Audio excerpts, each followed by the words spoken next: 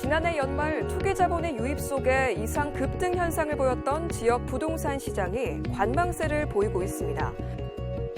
조정 대상 지역 해제 뒤 해운대, 수영, 동래구를 중심으로 이뤄진 가격 급등에 대한 부담감으로 매도 입장에서는 그 가격 상승을 기대를 하고 있고 매수 입장에서는 그게 유지가 될까라는 부분 때문에 가격은 떠 있지만 거래는 거의 소강 상태로 자금 조달 확인이 필요한 6억 원 이상 아파트의 거래는 더욱 부담스러울 전망입니다.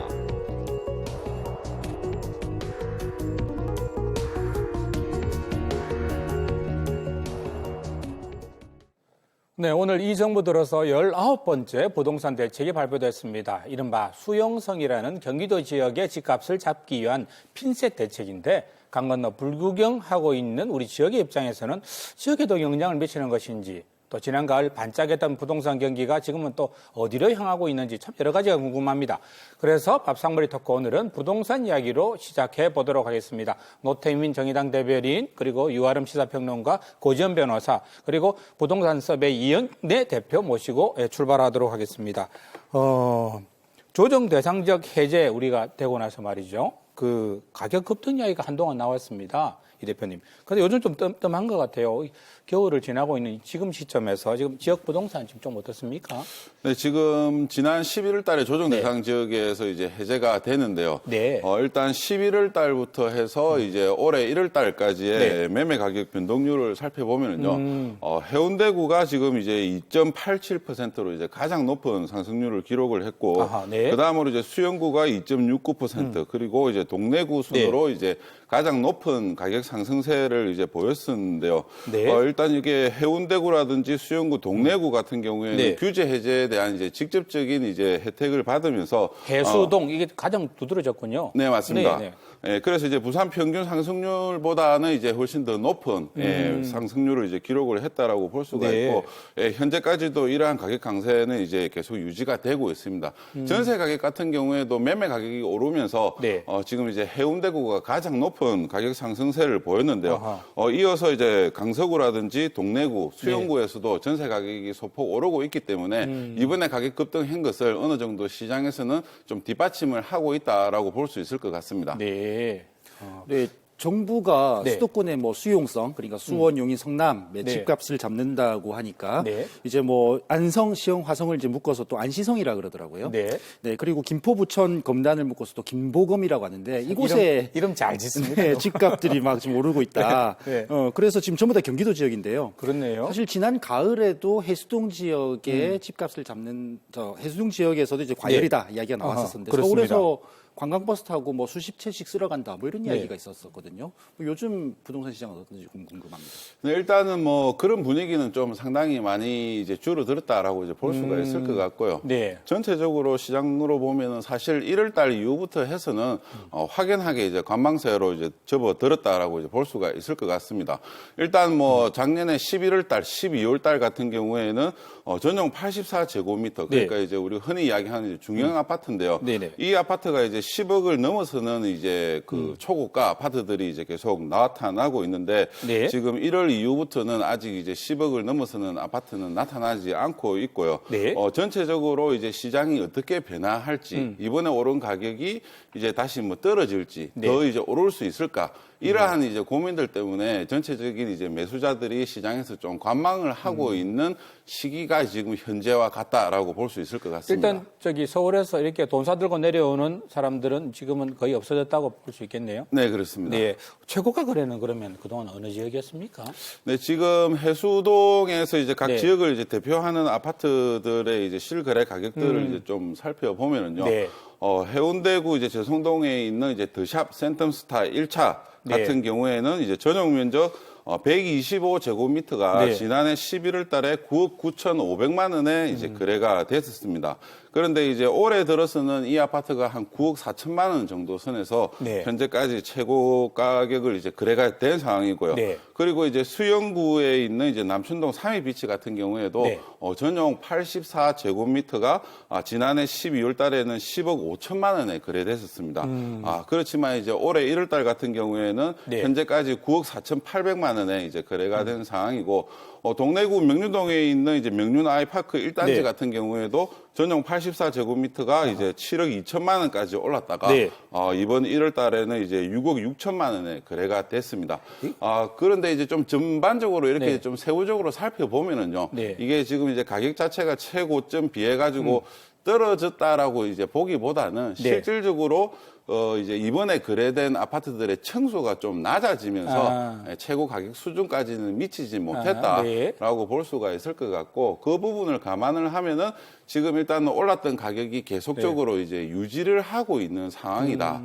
그렇게 이제 볼 뚝 수 있을 떨어지는 것 아니다는 같습니다. 말씀이네요. 네, 그렇습니다. 네. 사실 서울 같은 경우에는 그 아파트의 중위 가격, 그러니까 네. 비싼 아파트부터 쭉 줄을 세웠을 때 중간에 있는 아파트 가격이 이미 9억 원을 넘어섰다는 그런 소식도 나왔었는데 네.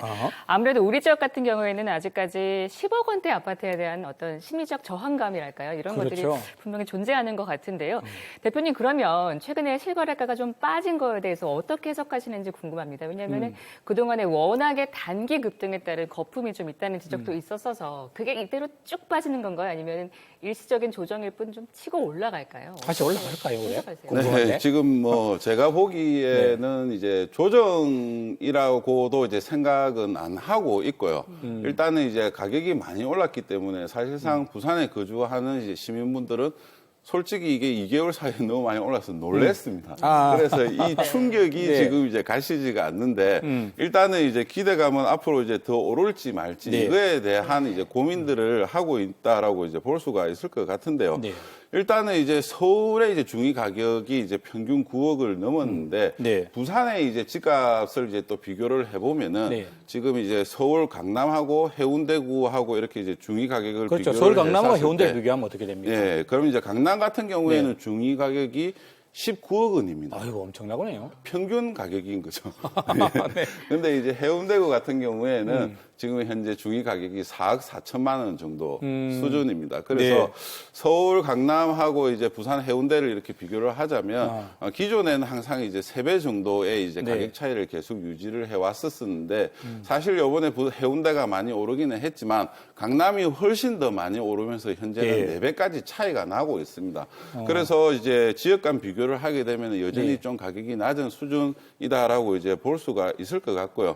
이러한 이제 가격은 일단은 좀 앞으로 시장을 좀 지켜봐야 될 것 네. 같은데 이제 봄, 가을 이사철에 전세 시장이 살아나면서 이제 다시 거래가 이제 회복이 된다라고 네. 하면 현재 가격은 이제 하락이 없이 이제 안정세를 계속 접어들 유지될 것으로 그 보여집니다. 부분을 지켜봐야 될 네, 그렇습니다. 포인트군요. 그러면 또 미분양 상황은 좀 어떻습니까? 저 좀 많았잖아요. 네, 지금 미분양 같은 경우에도 이제 조정 대상 지역에서 해제가 되기 전과 이유를 비교를 해보면 네. 상당히 많이 급감했습니다. 많이 줄었군요. 네, 지금 일단 10월 달 같은 경우에는 이제 미분양 물량이 부산에서 4,380여 가구 정도가 네. 됐었는데요.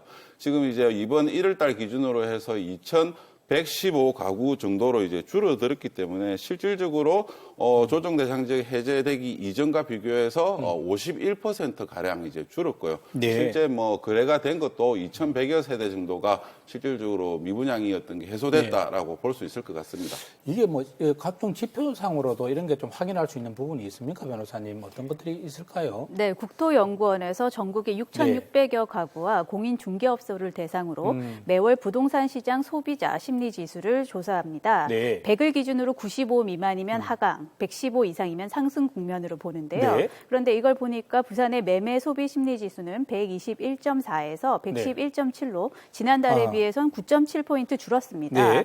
여전히 오른 가격을 유지하고는 있지만 조금은 하락 추세가 아닌가 이렇게 보이고요. 이건 전국의 도시들에서 다 비슷한 추세인 것 같습니다. 저게 지표가 어떻게 보면 이 대표께서 이야기한 부분을 좀 그대로 나타내 주는 게 아닌가. 네. 예, 하락도 아니고 상승도 아니고. 예. 일단 그런 지수상으로는 네. 이제 조금 지수상으로는 소폭 줄기는 했지만 네. 전반적으로 보면은 지금 이제 115 이상이기 때문에 네. 여전히 상승에 대한 기대감이 기대감은 조금 더 큰 것으로 보인다는 이야기고요. 지난주입니까? 전국 표준지 공시지가가 발표됐었죠. 이게 어떻게 표준지 공시지가 이거 입에 착 안 달라붙는데 이거 어떻게 이해하면 될까요? 예, 표준지 공시지가라고 하면 이제 네. 국토교통부 장관이 공시하는 이제 기준이 되는 땅값을 이야기를 하는 겁니다. 네. 땅을 세는 단위로 이제 보통 필지를 이야기하는데 우리 네. 전국에 3,300만 필지 정도가 있습니다.